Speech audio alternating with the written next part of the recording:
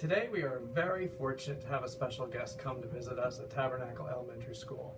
Mr. Dunlea and Mrs. Delaney's class is so happy to welcome Dr. Amy Williams back to where she actually went to school. Dr. Williams is a coastal ecologist who is here to help us with our Global Climate Action Project. So we can't wait to get some questions that the students have for you that maybe you can help us become better experts on global climate change. Absolutely. Thank you so much for having me here today. I'm so excited to be back at Tabernacle Schools. I went through this whole school district. My parents still live here in Tabernacle, and I now am a resident of Long Beach Island, which is right on the coast. So I experience this not only every day, but I also work at Stevens Institute of Technology, and I'm a coastal extension agent for New Jersey Sea Grant. So I also do this as my profession. And what was your affiliation with the Alliance for a Living Ocean? So about September of 2012, I was asked to be president of Alliance for Living Ocean. I'd been on their board and a volunteer for them for about 3 years. And I became president, and then about a month or so later, Hurricane Sandy hit.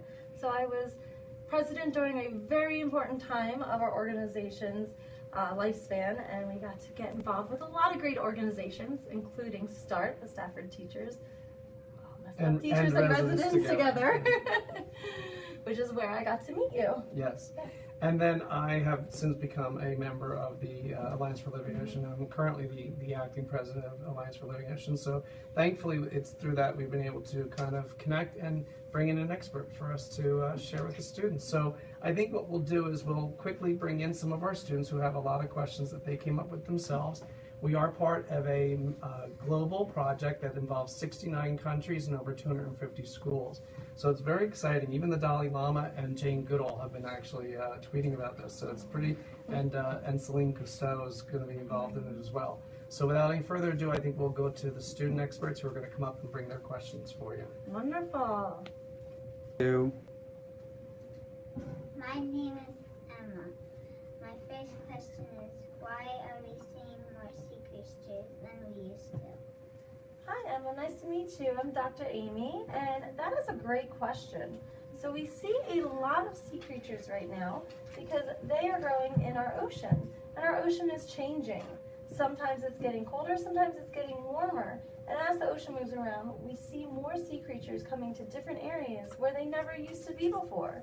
Some things we might see up here in New Jersey that we've never seen before are things like butterfly fish that are usually down in the Florida warm waters near reefs, but they follow along the Gulf Stream and they end up coming up to areas that are warmer.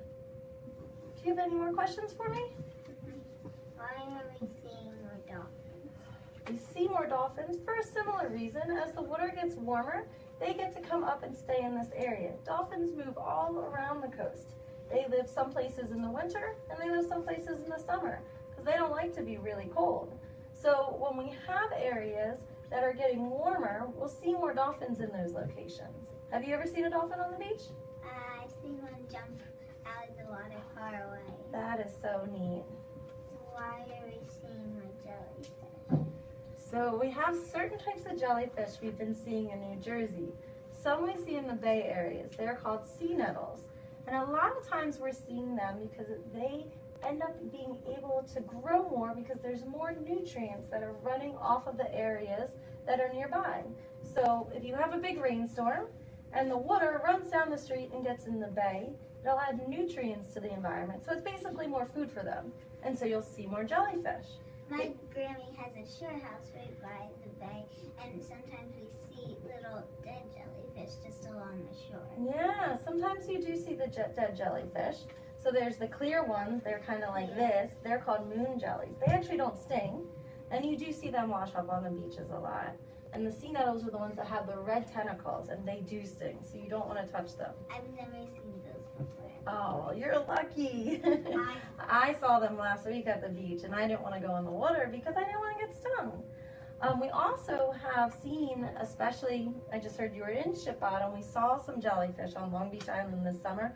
They are called Portuguese man o' wars or blue bottles, and they have this blue top on them.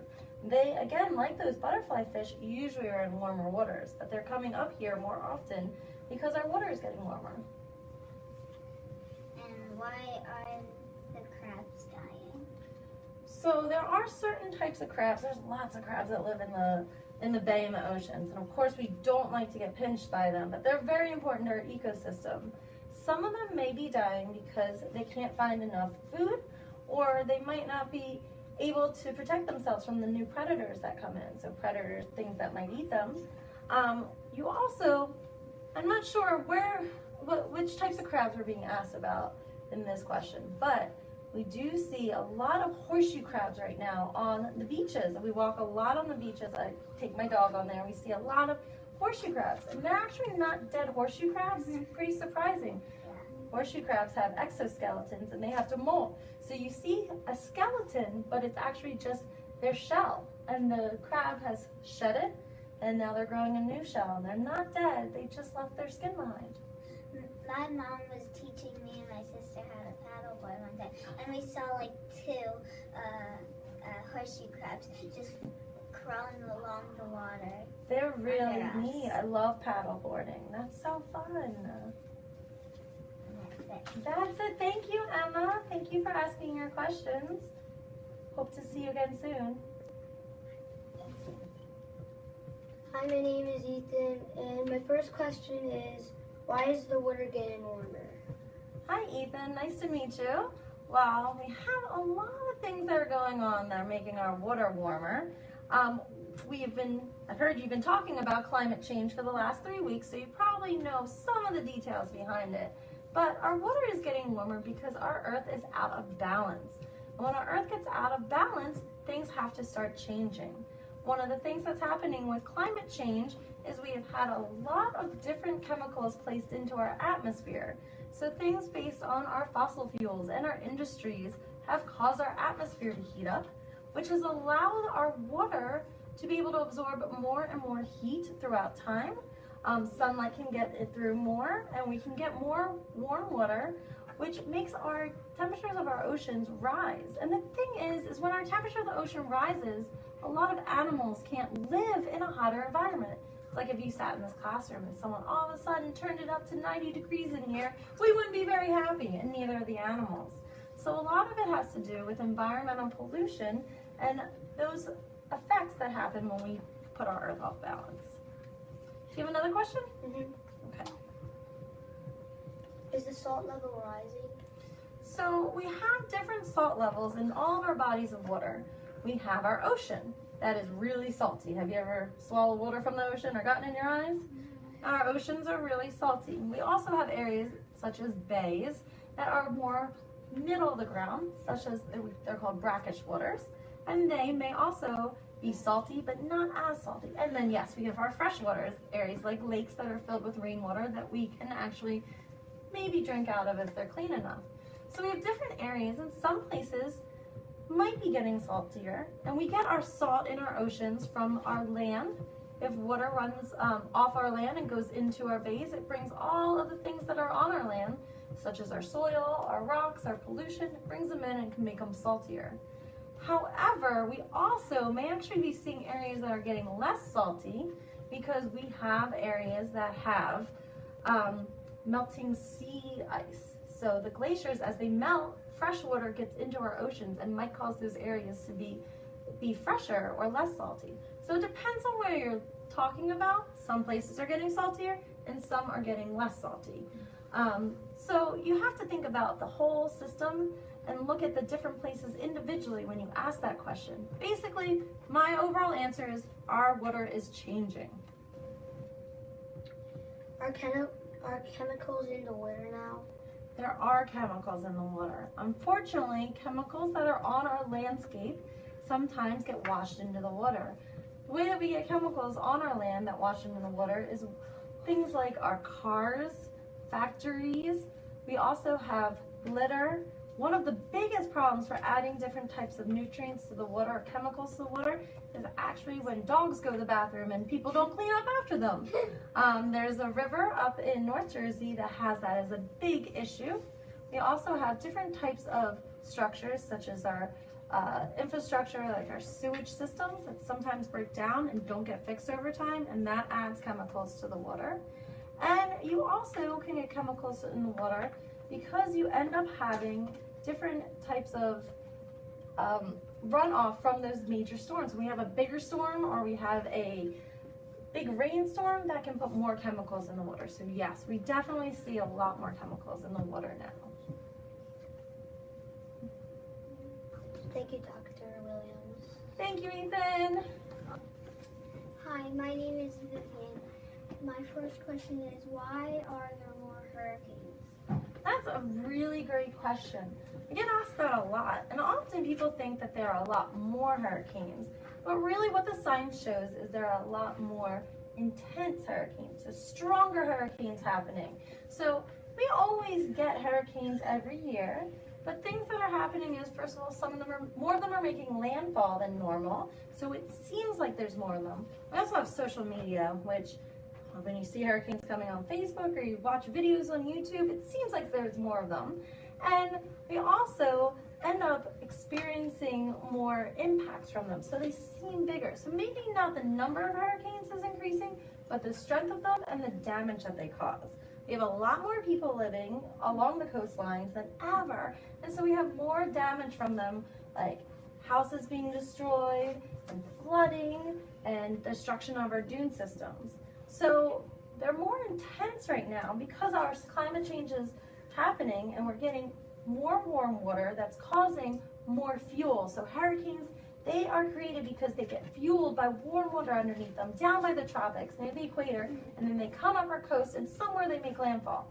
And they're getting more of that energy, so they're more stronger than any time in our history. I have another question. Why is it staying warmer longer? You guys have some very intricate and tough questions, but it is staying warmer longer because, as we've seen with climate change, most of your scientists that study this stuff, about 97%, believe that we are having an input of carbon dioxide in our atmosphere, and it's coming from human causes such as our factories, our cars, burning fossil fuels. So those chemicals, the carbon dioxide, they're called climate gases that go in our atmosphere, and what they do is they absorb all the heat that's coming from our Earth's surface and they trap it in our atmosphere. So it's like having extra blankets on you. If you were sitting in a room and you turned off the heater, but you had 4 blankets on you, you're going to stay warmer longer, right? And that's what's happening in our atmosphere. We're having this blanket chemicals in our air. Thank you so much, Vivian, for asking me those questions today. Thank you, Dr. Williams. Thank you, Vivian.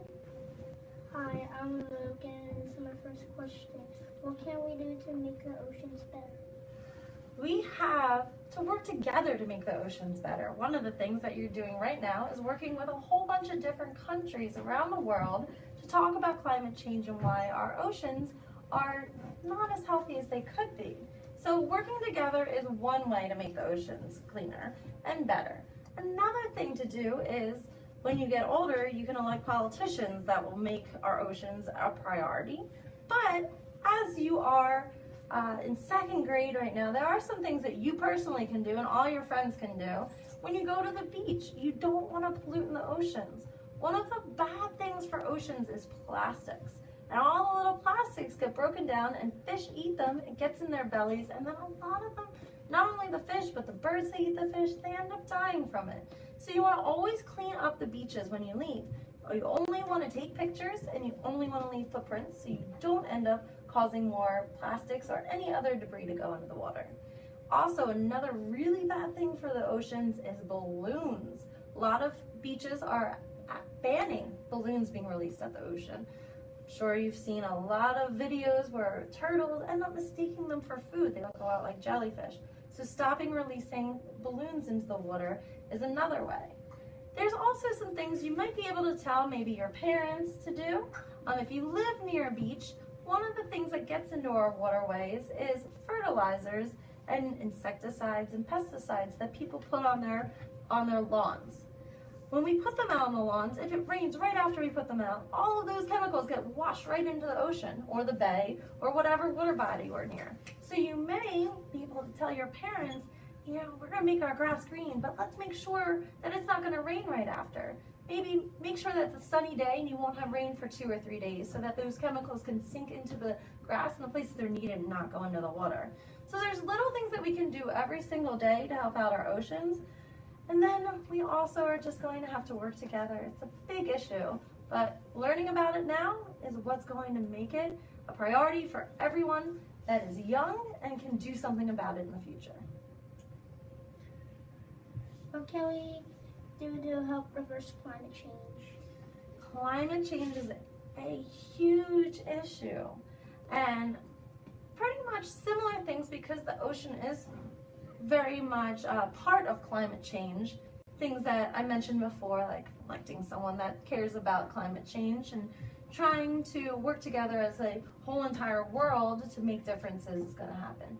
But specifically what you can do is you can try to decrease any types of single-use plastics. So if you always drink out of water bottles, get renewable water bottles or reusable water bottles, because those things are created by going into a factory and using a lot of gas and oil to create them, and that creates a lot of chemicals being released in our atmosphere.